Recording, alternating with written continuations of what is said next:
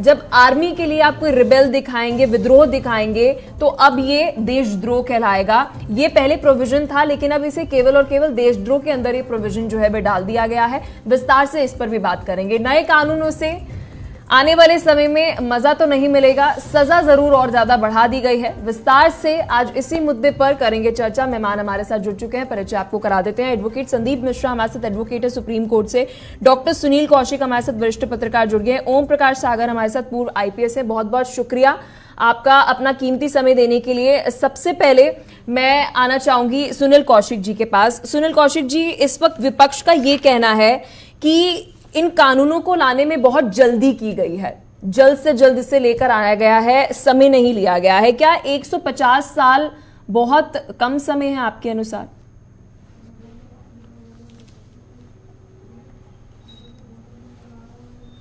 इन तीनों कानून को बदलने के लिए 150 से कम हुई है। 2019 में सारे मुख्यमंत्री, गवर्नर से राय मांगी गई। लगभग मुझे नहीं लगता कि कोई प्रदेश की सरकार इसमें सम्मिलित नहीं हुई हो, और उसी आधार पर देखेंगे कि लगभग 3300 के आसपास विचार भी आए हैं, सुझाव भी आए हैं इसमें। तो ये विपक्ष का कहना थोड़ा मुझे लगता है राजनीतिक लगता है कि समय नहीं रहा, या समझने के लिए बहुत कम समय है, या विपक्ष समझ नहीं पाया। सारे सांसदों की सहभागिता, सारे सांसदों के सुझाव, सारे देश की प्रदेश सरकारों के सुझाव, गवर्नर के सुझाव, ये सारे लोग सम्मिलित हुए हैं और लगभग 150 से ज्यादा मीटिंग हैं। निश्चित तौर पर इशारा करती हैं कि इन महत्वपूर्ण को बदलने के लिए सरकार को सजगता गहनता से काम किया है। बहुत सारे ऐसे मुद्दे थे जिनको गृहमंत्री से बताया, और यह बता पाएंगे डिटेल में क्या है, लेकिन बहुत सारी चीजें हैं जिनको जनमानस समझना चाहता है। जैसे फॉर एग्जाम्पल मॉब लिंचिंग को लेकर के बहुत ऐसी स्थिति रहती है जहाँ हिंदू मुस्लिम दोनों वर्ग के लोग आरोप लगाए हैं। इसमें बिल्कुल आजीवन कारावास का प्रावधान किया गया है। ये बहुत ज्यादा महत्वपूर्ण है। सबसे ज्यादा महत्वपूर्ण यह है कि कहीं भी किसी भी देश के कोने में करके एफआईआर करा सकते हैं। इससे भी और महत्वपूर्ण है कि अगर कोई शायद भी कराते हैं तो 3 दिन में वो एफआईआर अपने आप ऑटोमेटिक दर्ज हो जाएगी। तो ये नहीं कहना कि बार बार किसी व्यक्ति को भेजना है, बार बार थाने के चक्कर लगानी है। तो ऑनलाइन आप कोई शिकायत भी दर्ज कराते हैं तो एफआईआर अपने आप ऑटोमेटिक उसमें दर्ज हो पाएगी। दूसरी सबसे महत्वपूर्ण बात देखिए कि पीड़ित की बेहतर सुरक्षा की गारंटी की है इसमें, जो गृह मंत्री ने भी इशारा किया था, और परिचित है कि दूसरे पर टालने की इस देश में है। सुनील कौशिक जी, आपके साथ एक बार फिर संपर्क करने की कोशिश करते हैं। आपकी आवाज सही तरीके से हम तक पहुंच नहीं रही है। एडवोकेट संदीप मिश्रा भी हैं हमारे साथ। सर, कहा जा रहा है कि जो नए कानून लेकर आए गए हैं इससे न्यायिक प्रक्रिया बहुत तेज हो जाएगी, क्योंकि 5G का जमाना है और सब चाहते हैं कि न्याय भी अब जल्दी मिले। तो क्या उम्मीद लगाएं कि आने वाले समय में न्यायिक प्रक्रिया इन कानूनों से और ज्यादा तेज होते हुए नजर आएगी? देखिए, मुझे ऐसा नहीं लगता है कि कोई बहुत ज्यादा ड्रास्टिक चेंज हो जाएगा या कुछ ऐसी तेजी आ जाएगी, क्योंकि हम एक ऐसे घर का निर्माण कर रहे हैं जिसमें हमने ग्राउंड फ्लोर बनाया ही नहीं है और सेकंड फ्लोर, थर्ड फ्लोर बनाने की कोशिश कर रहे हैं। ठीक है, समझिएगा बात को, मेरे सब वक्तव्य को समझिएगा। क्योंकि जब हम किसी कानून को संशोधित करने की बात करते हैं तो हमें ट्रायल कोर्ट्स की मजबूरियों को समझना चाहिए, ट्रायल कोर्ट्स में होने वाली डे टू डे एक्टिविटीज को समझना चाहिए, अदालतों के इंफ्रास्ट्रक्चर को भी देखना चाहिए कि क्या है क्या नहीं है। आज की तारीख में अगर आप उत्तर प्रदेश में जाएंगे तो एक एक मजिस्ट्रेट के सामने 600 फाइलें लगती हैं, 500 फाइलें लगती हैं, और उन 500 फाइलों में बमुश्किल 50 फाइलें होती है जो जज या मजिस्ट्रेट के पास पहुंचती हैं। बाकी 450 फाइलों में ऑर्डर जो है रीडर लिखता है, जो कि ना कानून का जानकार होता है, ना उसे कुछ समझ होती है। बस आप समझ सकते हैं उत्तर प्रदेश में क्या चलता है, उस तरह से जिसकी फाइल सबसे पहले ऊपर आई उसने तारीख लगा दी, और तारीख में तारीख जो पड़ती है सबसे बड़ी, उसमें सबसे बड़ा रोल इस रीडर का ही होता है, क्योंकि फाइलों का बोझ इतना है कि जज उसे सुन ही नहीं सकते हैं। तो जब इन सब कानूनों को बनाने की बात हो रही थी तो सबसे ज्यादा जो जरूरी थी, ऐसे बड़े बड़े जिले जहां पे केसेस बहुत ज्यादा है, वहां की बार एसोसिएशन को सुना जाता, बार एसोसिएशन बताती कि हमें ट्रायल कोर्ट में क्या क्या दिक्कतें फेस करनी पड़ रही है, क्यों मुकदमों में तारीख लग रही है। क्योंकि देखिए, जब कोई मामला नीचे की कोर्ट में एक स्टेज में फेल होता है तो ऊपर की अदालत में जाने का निर्णय वकील ही लेता है।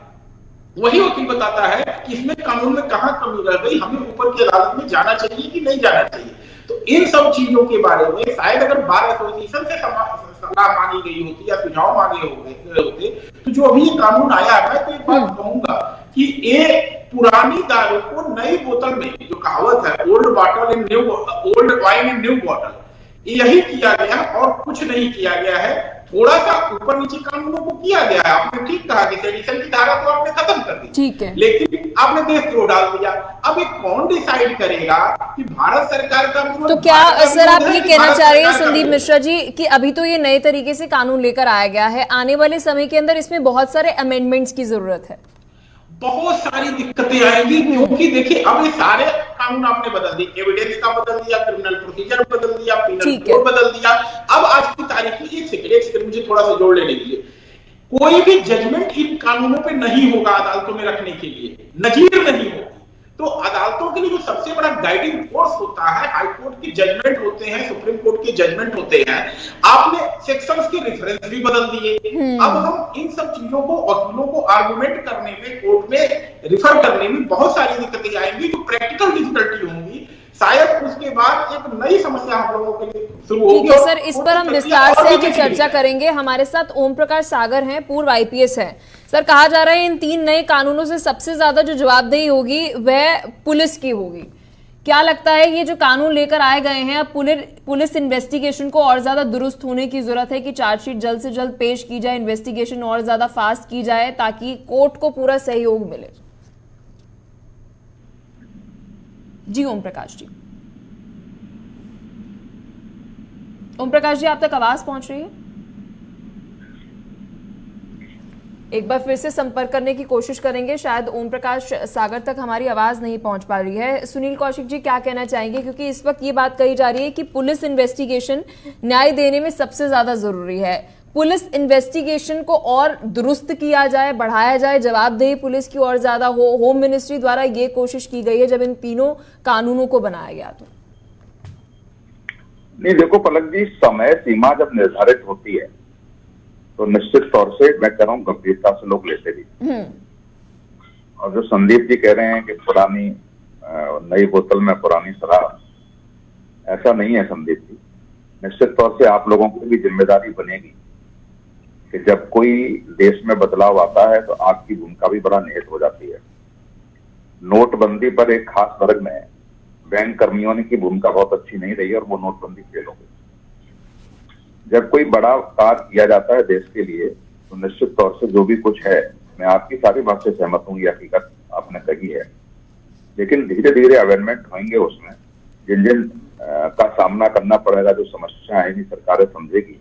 जीएसटी को लेकर के भी आप देख रहे होंगे कि 30 बार लगातार लेकिन सर इस बीच है। जो ये बात कही जा रही है कि पुलिस को कम से कम 90 दिनों के अंदर, ये 90 दिनों का जो टाइम फ्रेम दिया गया है कि आपको पूरी जानकारी साझा करनी होगी कि कहां तक वह केस पहुंचा है, इन्वेस्टिगेशन कहां तक पहुंची है। तो क्या हम ये मान ले इससे पहले कोई जवाबदेही नहीं थी, कोई टाइमलाइन नहीं थी पुलिस अधिकारियों को लेकर जब वह इन्वेस्टिगेशन कर रहे थे? तो नहीं, 90 दिन तो पहले भी था पलक, लेकिन वो 90 दिन का अनुपालन कहाँ होता था?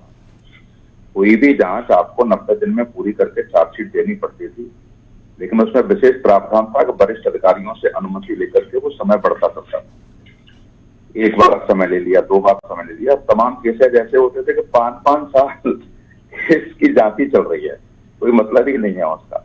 कभी आईओ ट्रांसफर हो गया, कभी क्या कहना चाहेंगे संदीप मिश्रा जी? हर रोज एडवोकेट का सबसे ज्यादा पाला जो पड़ता है वो पुलिस वालों से पड़ता है। क्या सर 90 दिनों के अंदर का जो ये पूरा प्रावधान है हम देख रहे हैं, क्या ये पहले नहीं था? पहले जवाबदेही नहीं थी पुलिस की? नहीं, देखिए यहाँ पे जो अभी अमेंडमेंट आया है उसमें साझा करना है, आपको कंप्लेनेंट से साझा करना है। और पहले था कि चार्जशीट 90 दिनों में फाइल करनी है। 90 दिनों के पहले कंप्लेनेंट को कोई हक ही नहीं था कि कुछ पूछे कि हमारे केस में हो क्या रहा है। और हो सकता है कि 90 दिन के बाद कोर्ट में एफआईआर लगा देते थे, फाइनल रिपोर्ट, कि आपके केस में तो कुछ बना ही नहीं भाई साहब, आपने जिस सेक्शन में एफआईआर दर्ज कराई थी उसमें कुछ बनता ही नहीं है, इसीलिए हम फाइनल रिपोर्ट लगा रहे हैं। और एक्यूज जो है अपनी सेटिंग करके रफा दफा करा लेता था मामले को थाने। सर तो चार्जशीट को लेकर अभी 180 दिनों की लिमिट है कि मैक्सिमम 180 दिनों के अंदर आपको चार्जशीट देनी है, इससे पहले क्या प्रक्रिया थी? नहीं, चार्जशीट देने के लिए देखिए पहले कई प्रक्रिया है इसमें। 60 दिन और 90 दिन का प्रोसीजर था कि जो जघन्य अपराध है उसमें 90 दिनों का समय मिलता था, बाकी एक जघन्य में आपको 60 दिन मिलते थे, बाकी केसेस में आपको 90 दिन का समय मिलता था। लेकिन अभी यहाँ पे कंप्लेनेंट का रोल आ गया है कि पुलिस को अपने इन्वेस्टिगेशन को जो है कंप्लेनेंट से शेयर करना पड़ेगा। ये जो मैंने बात कही आपसे, चार्जशीट के लिए 180 दिन मिला है, उसमें ऐसा नहीं है कि 180 दिन बढ़ा दिया गया। वो ऐसे केसेज है जो कि राजद्रोह वगैरह से संबंधित है, उसमें टाइम मिला हुआ है, एनआईए वगैरह जिसमें इन्वेस्टिगेट कर रही है मैटर को, उन सब में 180 दिन का समय मिला हुआ है, बाकी केसेज में नहीं है। बाकी केसेज में 60 और 90 वाला प्रोसीजर नहीं चलेगा। ठीक है। ओम प्रकाश जी हमारे साथ जुड़ चुके हैं। सर, आशा करती हूँ आप तक मेरी आवाज पहुंच रही होगी। कहा जा रहा है कि 3 कानूनों को बनाया गया है नेशन फर्स्ट की प्राथमिकता देते हुए, ना कि गवर्नमेंट फर्स्ट की प्राथमिकता देते हुए। जी ओम प्रकाश जी, चलिए एक बार फिर से संपर्क करने की कोशिश करेंगे। सुनील कौशिक जी क्या कहना चाहेंगे, क्या नेशन फर्स्ट की प्राथमिकता दी गई है? क्योंकि राजद्रोह से देशद्रोह के अंदर बदलाव जो देखने को मिल रहा है, क्या केवल और केवल नाम में बदलाव हुआ है या फिर कानूनों में भी बदलाव हुआ है? नहीं, कानून में ही बदलाव हुआ है। और ये देखिए कि जिस पीड़ा से हमारा देश हमेशा पीड़ित रहा, आतंकवाद से, 70 साल में आतंकवाद की क्या परिभाषा होना चाहिए सरकार तय नहीं करना। तो उस आतंकवाद की कौन सी धाराएं लगेंगी और आतंकवाद की परिभाषा क्या है? पहली बार सरकार ने आतंकवाद की परिभाषा नहीं की है। आतंकवाद किस श्रेणी में आएगा और ऐसे किसी ने क्राइम किया है तो वो आतंकवाद की श्रेणी में आएगा। बहुत सारी ऐसी चीजें कही हैं, जैसे 7 साल या उससे अधिक की सजा पर फॉरेंसिक विशेषज्ञ द्वारा सबूत जुटाना अनिवार्य कर दिया गया है। पहले कोई अनिवार्य नहीं था। पहले जो आईओ ने लिख दिया वही सर्वमान्य होता था, चाहे वो एफिडेविट के आधार पर, चाहे बयानों के आधार पर। किसी जहां कहीं घटना हुई है, 4 लोगों ने बयान दे दिए, उन्हें उसको सम्मिलित तो कर क्या दिया। इससे पहले सुनील कौशिक जी, अक्सर हम देखते थे कि सरकार की आलोचना होती थी कि सरकार को लेकर कभी भी कोई बात की जाती है तो राजद्रोह लगा दिया जाता है कि आप सरकार के लिए कुछ नहीं कह सकते हैं। तो क्या हम ये बदलाव देखेंगे कि आप सरकार की आलोचना कीजिए, सरकार की नीतियों की आलोचना कीजिए, लेकिन देश की सुरक्षा को लेकर आपको जुबान पर लगाम लगाना होगा, आप नहीं कह सकते कुछ? जी नहीं, देखो ये तो पलक सबको पता था कि जब अंग्रेजों ने इस कानून को कैसे लेकर के आए, हमारे सेनानियों के खिलाफ, हमारे जो देश की आजादी के लिए लड़ाई लड़ रहे थे, उनको दबाने के प्रयास किए हुए। राजद्रोह का सीधा सीधा मतलब था जो शासन कर रहा है, शासन के खिलाफ आप कुछ बोल नहीं सकते। शासन के खिलाफ कुछ बोलना, षड्यंत्र करना ही राजद्रोह था। तो निश्चित तौर से ये भी सरकार ने अच्छा किया है कि सरकारें आएंगी, सरकार जाती रहेगी, देश वहीं रहेगा। देश के खिलाफ कोई षड्यंत्र करता है, सेनाओं के खिलाफ कोई षड्यंत्र करता है या लगता है कि देश के साथ कोई गद्दारी कर रहा है, तो देशद्रोह का एफआईआर उसके खिलाफ होनी चाहिए। क्या लगता है संदीप जी, क्या देशद्रोह जो नया नाम दिया गया है कानून को, क्या राजद्रोह जैसा ही है? क्योंकि इस वक्त कांग्रेस के तमाम ऐसे नेता हैं, पी चिदम्बरम जी की अगर हम बात करें, उनका ये कहना है कि कॉपी पेस्ट है। तो क्या राजद्रोह और देशद्रोह में कोई अंतर नहीं है?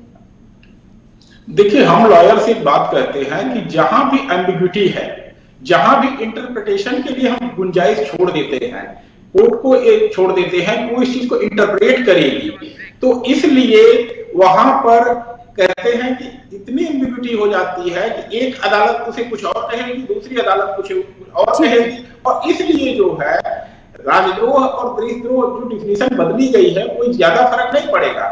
अदालतों का रोल इसमें बढ़ जाएगा, वकीलों का काम इसमें बढ़ जाएगा, और सही मामले में जो न्याय कह रहे हैं, न्याय की बजाय मैटर इसी सब में लिंगराल होता है। एक एक चीज चैलेंज होगी। अभी प्रैक्टिकल डिफिकल्टी यही आएगी कि हर बात में पूछा जाएगा कि ये राजद्रोह है कि देशद्रोह है, भारत सरकार की निंदा है कि देश की निंदा है। एक छोटा सा उदाहरण मैं आपको देता हूं, इससे आपके दर्शकों को बात समझ में आ जाएगी। अगर मैं कहता हूं कि भारत की अर्थव्यवस्था चौपट हो गई है, एक मतलब मैं ऐसा कह नहीं रहा हूं, उदाहरण दे रहा हूं। ठीक है। अगर मैं कहता हूं कि भारत की अर्थव्यवस्था चौपट हो गई है, और मैं दूसरा स्टेटमेंट देता हूं भारत सरकार ने अर्थव्यवस्था को चौपट कर दिया है, दोनों में देखिए बात एक ही कह रहा हूं, लेकिन भारत सरकार लगाते ही एक तो सरकार की निंदा हो गई, ठीक है हम बच जाएंगे, लेकिन हमारे मुंह से अगर सरकार शब्द नहीं लगा है तब तो हम देशद्रोही हो गए। तो ऐसे में हर बात के लिए नहीं सर, लेकिन इसके अंदर जब हम सर बात कर रहे हैं देशद्रोह की, जब हम बात कर रहे हैं तो आर्म्ड रिबेलियन अगेंस्ट गवर्नमेंट बोला है, ये ऐड किया है armed rebellion against the government, इसे कैसे हम इंटरप्रेट करें? इसमें भी देखा जाएगा आर्म में आप क्या मानेंगे, पत्थर मारने को आर्म रिबेलियन मान लेंगे, लाठी चलाने को, या AK-47 को लेकर के चलने को, या फिर इस तरह से किसी बिल्डिंग को चारों तरफ से लोगों ने घेर लिया, नारेबाजी कर दी, तो वो भी आपने आर्म रिबेलियन मान लिया कि भाई हमारे अधिकारी उसके अंदर बंद थे, आपने चारों तरफ से घेर लिया था।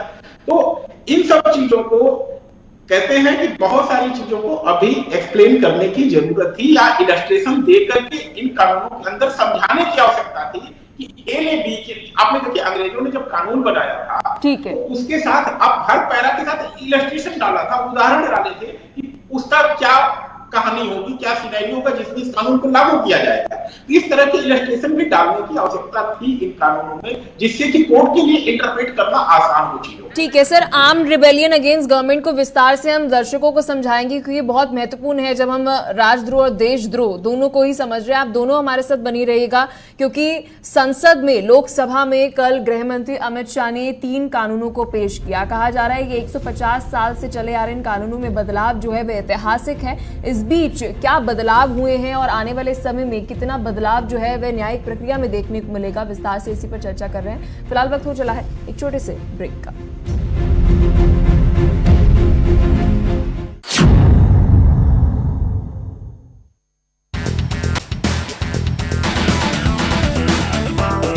स्वागत है। विस्तार से तीनों बिलों पर चर्चा कर रहे हैं, क्योंकि आईपीसी के अंदर, सीआरपीसी के अंदर और एविडेंस एक्ट के अंदर बदलाव हुआ है।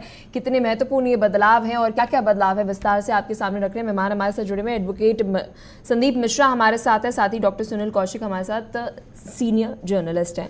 सुनील कौशिक जी, क्या कहना चाहेंगे, क्योंकि अभी संदीप मिश्रा जी का स्पष्ट तौर पर कहना है कि अब इंटरप्रिटेशन के अंदर भी सवाल ये उठ जाता है कि आपने इतनी जानकारी नहीं दी है कि जब कोर्ट में यह मामला जाएगा तो हम उस पर कैसे सुनवाई करेंगे। जी सुनील जी। नहीं, मैं सुन नहीं पाया, पलक जी दोबारा सवाल। सुनील जी, ये बहुत महत्वपूर्ण सवाल जो है संदीप मिश्रा जी द्वारा सवाल बोला गया है कि अभी जानकारी इतनी ज्यादा नहीं है कि जब कोर्ट में ये मामला जाएगा, अगर राष्ट्र की बात कर रहे हैं हम, राजद्रोह और देशद्रोह की बात कर रहे हैं, तो इंटरप्रिटेशन के ऊपर सवाल उठेगा कि सुप्रीम कोर्ट कुछ कह रहा है, हाई कोर्ट कुछ कह रहा है, डिस्ट्रिक्ट कोर्ट कुछ और कह रहा है, तीनों की अलग अलग इंटरप्रिटेशन है।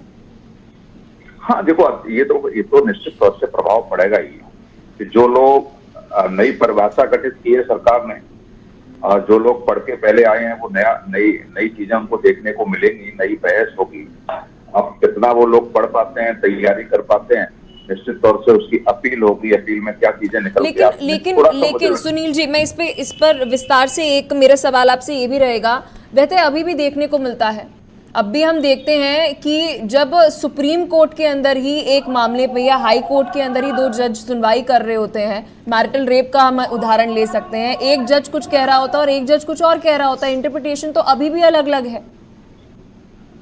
नहीं देखो, वो तो किसी भी समाचार में हम भी करते हैं, जब हमारा रिपोर्टर जाता है तो किस एंगल से उसको देख रहा है और कहां से उसको उठाता है खबर को, तो देखने का तरीका और समझने का तरीका हर व्यक्ति का अलग अलग हो सकता है। ठीक है, यदि एक ही खबर पर यदि हम लोग कवरिंग कर रहे होते हैं उस समय, तो एक जैसी नहीं होती, सबकी अलग अलग तरीके से होती है। तो एंगल हम कहां से उठाते हैं, तो जो बहस वहां होती है, जैसे आप देखेंगे कि 5 बेंच की या 7 बेंच की कोई बेंच सुनवाई कर रही है, तो कभी 4-3 से, कभी 5-2 से आदेश आता है। बहुत सारे प्रकरण में आपने देखा होगा तो हाई कोर्ट कुछ कहता है और सुप्रीम कोर्ट उसको बिल्कुल पलट देता है, या डिस्ट्रिक्ट कोर्ट कुछ कहता है, हाई कोर्ट बिल्कुल पलट देता है। कई बार डांट भी सुप्रीम कोर्ट ने कई केसेस में हाई कोर्ट के जज को लगाई है। वो कहने कौन से साक्ष्य रखे गए और कौन सा साक्ष्य छूट गया नजर। ठीक है, तो ये थोड़ा संदीप मिश्रा जी, इस बीच सवाल उठ रहा है हेट स्पीच को लेकर। कहा जा रहा है कि इन 3 कानूनों के बाद हेट स्पीच जो है उसे और ज्यादा सख्त कर दिया गया है, उस पर सख्त कार्रवाई की जाएगी। इससे पहले अक्सर जब भी हम वकीलों से बात करते हुए नजर आए हेट स्पीच के मामलों पर, तो उनका ये कहना था कि हेट स्पीच को लेकर हमारे संविधान में कोई परिभाषा नहीं है। इस परिभाषा के अभाव होने के कारण हेट स्पीच निरंतर बढ़ते हुए नजर आ रही है। शायद जो आपके लिए हेट स्पीच है मेरे लिए हेट स्पीच नहीं हो, तो क्या ये बदलाव इन 3 कानूनों में किया गया है हेट स्पीच को लेकर, या फिर केवल और केवल कितने साल की सजा होगी ये तय किया गया है? नहीं, देखिए, हेट स्पीच को लेकर के तो सबसे पहले हमारे संविधान में ही कहा गया है। अगर कोई कहता है कानून नहीं है, तो कानून है, संविधान में ही। जब 1901 में आप कहते हैं कि freedom of speech and expression होगी, तो उसके साथ ही बी से लेके एफ तक आपको रिस्ट्रिक्शन भी बता दिए गए हैं कि किन किन आधार पे आपके बोलने की आजादी को लिया जाएगा, छीन लिया जाएगा। मतलब कि ये रूल आपको फॉलो करने हैं, और इसको अगर आप नहीं फॉलो करते, आपकी स्पीच जो है हेट स्पीच है, और हेट स्पीच होने के नाते हम आपकी स्पीच की राइट को जो है विड्रॉ करते हैं, स्टेट आपका विड्रॉ कर लेगा। तो इसलिए ये कहना कि कानून में नहीं है, संविधान में ही व्यवस्था थी इस बातों की, public order, morality, friendly relation with other country, इन सब चीजों को ध्यान में रखते हुए जो है आपकी विचार अभिव्यक्ति की स्वतंत्रता छीनी जा सकती है। अब बात आती है कि नए कानून में क्या व्यवस्था है। नए कानून में देखिए, फिर मैं यही कह रहा हूं कि यहाँ पर कोर्ट के इंटरप्रिटेशन के लिए आपने जगह बहुत सारी छोड़ दी है। शायद वकीलों के लिए जो है यह एक सुनहरा मौका होगा, क्योंकि हर चीज जो है चैलेंज होगी, और अदालती पचड़ों में जो है बातें बहुत ज्यादा फंसेंगी। और मेरा एक मानना है, देखिए अभी हम सभी बात कर रहे हैं, जो सबसे बड़ा मामला छूट गया हम लोगों की चर्चा में, वो आता है जमानत पे। जमानतें जो है अदालतों की विवेकाधिकार की शक्ति पर निहित है। चाहे डिस्ट्रिक्ट कोर्ट हो, चाहे हाई कोर्ट हो, चाहे सुप्रीम कोर्ट हो, एक मैटर में बेल दे सकती है, दूसरे में नहीं दे सकती है। ठीक है। और समाज का, मीडिया का, ऐसे मामले जो राष्ट्रद्रोह के या देशद्रोह की कैटेगरी में आते हैं, ऐसे मामले जो बच्चों के खिलाफ आते हैं, ऐसे मामले जो महिलाओं के खिलाफ आते हैं, इसमें एक तरफा नजरिया होता है कि हम केवल विक्टिम को देखते हैं। इस चीज को भूल जाते हैं समाज में। जो प्रैक्टिकल चीज है कि आज की तारीख में बहुत सारे फिनेंशियल गोल सेट किए जा रहे हैं, ये कहें कि प्रॉपर्टी को हड़पने के या ऐसे चीजों को करने के लिए भी इस तरह के केसेस किए जा रहे हैं। तो इन सब मामलों में पहली बात तो डिस्ट्रिक्ट कोर्ट में जब आप बेल के लिए जाते हैं तो तुरंत कोर्ट कह देती है हम बेल नहीं देंगे, हाई कोर्ट भी कह देती है हम बेल नहीं देंगे। लेकिन न्याय का एक सिद्धांत है कि दोनों पक्षों को सुना जाए। कौशिक जी, आप मेरी इस बात को गंभीरता से सुनिएगा और आगे भी इस बात को रखिएगा सार्वजनिक मंच पे। एक एक्यूज है, उसको तो पूरा मौका मिल रहा है, वो तो जेल के अंदर चला गया। जो शिकायत करता है, कंप्लेनेंट है, उसके पास पूरा मौका है अपने पसंद का वकील ढूंढ ले, अपने पक्ष में गवाहों को ले आए, जितनी चाहे एप्लीकेशन कोर्ट में लगा दे। लेकिन एक्यूज जैसे अरेस्ट होता है, वो जेल की सलाखों के पीछे चला जाता है। अगर उसके पैरोकार नहीं है फॉलो करने के लिए, तो उसको जमानत तो मिलनी नहीं है। मिलती भी है तो ऐसे लंबे स्टेज पे मिलती है जब उसके केस में कुछ करने के लिए होता नहीं है। तो शायद इन बातों पर भी एड्रेस किया जाता कि कौन सी स्टेज होगी जिसके बाद। ठीक है संदीप जी, बहुत बहुत शुक्रिया। सुनील जी, आपका भी बहुत बहुत शुक्रिया, समय हमें इतनी इजाजत दे पा रहा है। आपने विस्तार से इन कानूनों पर चर्चा की, क्योंकि आज के सवाल में बहुत महत्वपूर्ण ये सवाल था कि 150 साल बाद ये बदलाव जो किया गया है भारत सरकार द्वारा, ये आने वाले समय में क्या छाप छोड़कर जाएगा, क्या बदलाव लेकर आएगा। विस्तार से आज इसी मुद्दे पर करी चर्चा। फिलहाल की चर्चा में इतना ही। देखते रहिए JK24/7 न्यूज।